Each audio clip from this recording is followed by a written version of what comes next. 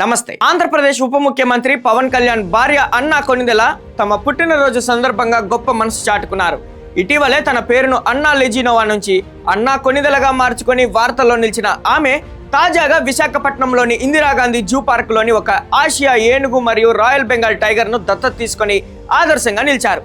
పవన్ కళ్యాణ్ అడుగుజాడల్లో నడుస్తూ వన్యప్రాణుల పరిరక్షణ నిమిత్తం ఏడాది పాటు వాటి సంరక్షణకు భారీ విరాళాన్ని అందజేసిన ఈ విశేషాల పూర్తి వివరాలేంటో ఇప్పుడు చూద్దాం.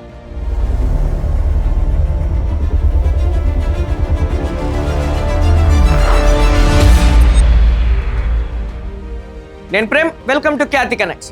ఒకవైపు రాజకీయాల్లో ఆంధ్రప్రదేశ్ ఉప ముఖ్యమంత్రిగా పవన్ కళ్యాణ్ బాధ్యతలు నిర్వర్తిస్తున్నారు.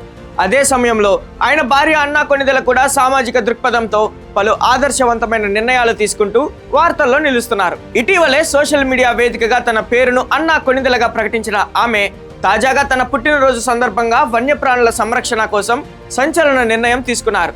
విశాఖపట్నంలోని ఇందిరాగాంధీ జూ పార్క్ సందర్శన నిమిత్తం అక్కడ ఉన్న ఒక ఆసియా ఏనుగుతో పాటు రాయల్ బెంగాల్ టైగర్ ను అన్నా కొనిదెల దత్తత తీసుకున్నారు. ఈ రెండు అరుదైన వన్యప్రాణుల పోషణ, వైద్య ఖర్చులు మరియు ఏడాది పాటు అవసరమయ్యే సంరక్షణ నిమిత్తం ఆమె ఏకంగా 6,30,000 రూపాయలను జూ యాజమాన్యానికి విరాళంగా అందజేశారు.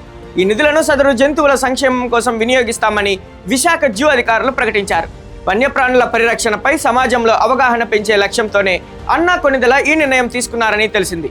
ఈ విషయం వెలుగులోకి రావడంతో పవన్ కళ్యాణ్ అభిమానులు, సినీ సెలబ్రిటీలు అన్నా కొనిదెల ఉదారతపై ప్రశంసల వర్షం కురిపిస్తున్నారు. పవన్ కళ్యాణ్ సైతం గతంలోనూ ప్రస్తుతం కూడా తరచుగా కష్టాల్లో ఉన్న వారిని ఆదుకోవడంతో పాటు మూగజీవులు, ప్రకృతి మరియు వన్యప్రాణుల సంరక్షణ నిమిత్తం భారీగా విరాళాలు ఇస్తుంటారు.